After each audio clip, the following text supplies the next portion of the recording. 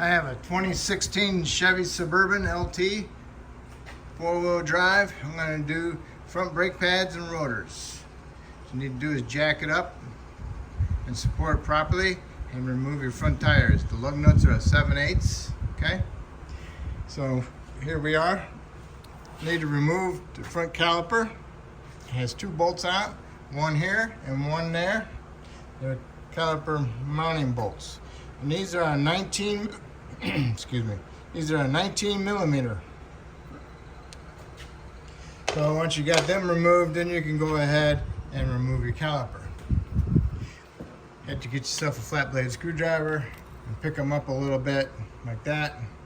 And if you want, you can go inside here, go underneath the piston and pry against the piston to give you a little extra clearance, okay? After you do that, then you can go ahead and pull your caliper off and set it up over here off to the side. Then you want to inspect your caliper, the boots, to see if they're torn or anything, or see if any fluid coming out of them. These look decent, so these are good. So you need to push the pistons in with your ratchet type tool for calipers, or an old pad and a C-clamp. All right, so get that done. Then you need to remove your caliper bracket. And that's held on with two 18 millimeter bolts in the back. One here and one down here. 18 millimeter, okay? So once you get those out, then you can take the caliper bracket off. And these are your caliper bracket bolts, okay? Then you need to take your brake rotor pads out of your brackets, okay? Get your hardware abundant clips off of there.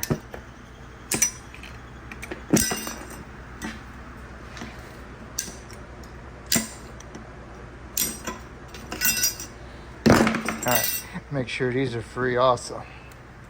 If these are frozen in there, and you have to heat them up a little bit with a propane torch, do not heat them up too much because you end up melting your boots, okay?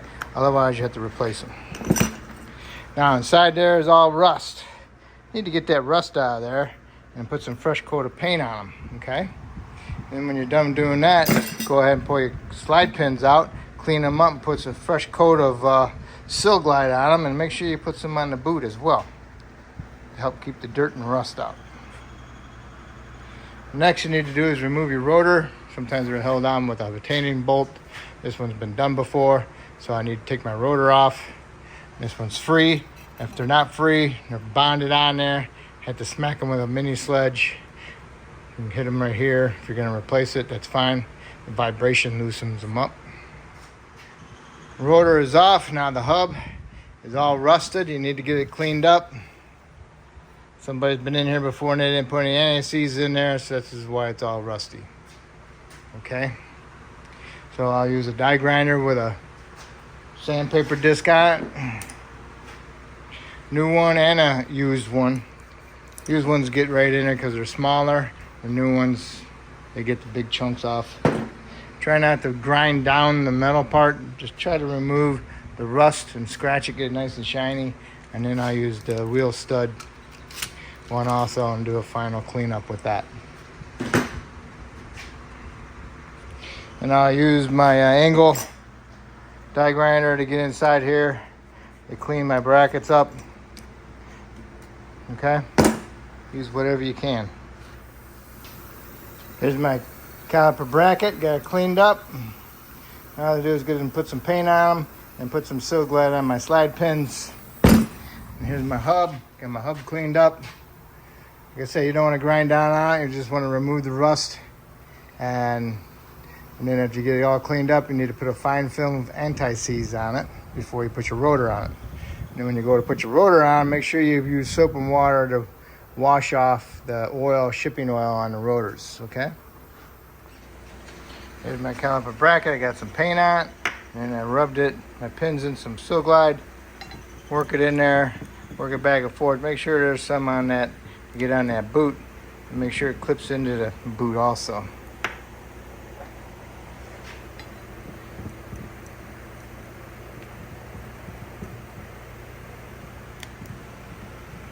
All right, so this is ready. Alright. All I need to do is get some parts.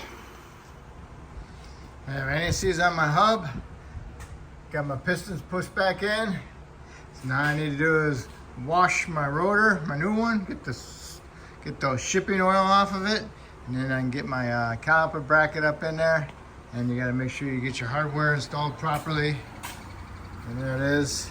Make sure you get them evenly in there so nothing's gonna hit the rotor. It's got little springs on the inside here. Make sure they're pushed in all the way. Little latches on there. Right here. Little tabs right there. They dig into the inside of the bracket, okay? Caliper bracket is installed. And I got the bolts snugged up, and then you torque them to 148 foot-pounds, okay? Next, we're gonna put our brake pads in there. Now, if you notice, the brake pads are different sizes. That one's the inner, and this is the outer, okay? So I'm gonna grab the inner. All right, this is the inner. So now it's got an anti-squeaker on it, whatever. So that needs to go on the bottom, or basically towards the rotation of the rotor. All right, so it goes on the bottom. So, need to put it in there. Get it lined up best you can.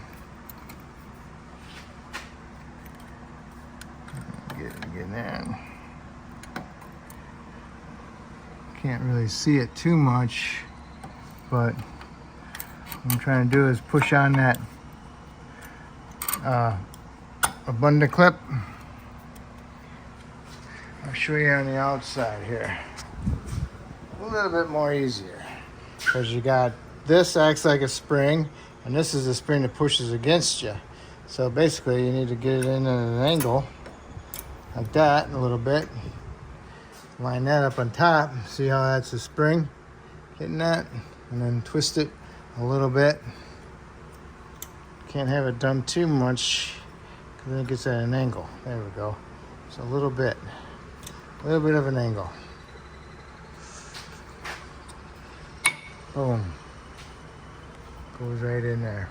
Okay. Just a little bit of an angle. Get the bottom started, and then work your top in. Okay.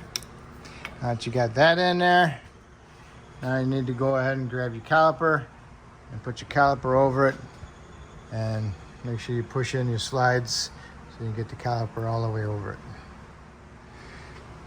Caliper is installed. Get your bolts started, snug them up, and then you need to torque them to 74 foot-pounds. All right, and then make sure your hose, brake line hose, is not twisted. It's a nice clean run, okay? So that looks good. So now what you need to do is do the other side exactly the same way. And notice the vice grips. Vice grips, I just crimp them on there real lightly just to hold the rotor flat against the hub to keep it from coming out on me. No big deal. All right. Now that you have both sides done exactly the same, now all you gotta do is put your tires on and then torque your lug nuts to 140 foot-pounds. And then lower the vehicle down to the ground, go inside it, start it up, push the pedal to the floor a couple times, and that way you bring in the pistons up to the pads, taking up the gap. Keep doing that till you got a good firm pedal. Then you can shut it off, go underneath the hood, double check your fluid level inside your brake reservoir, and top it off as necessary. All right. Reason why you want to pump up your brakes beforehand, because you don't want to put it in drive or reverse and have no brakes, because you're going to take at least 4 to 5 pumps to get a pedal. All right. So make sure you pump up your brake pedal before you put it in drive or reverse. Okay. So this will complete doing your front brakes. So if I helped you out, hopefully you can help me out by subscribing to me, and I appreciate it. Thank you.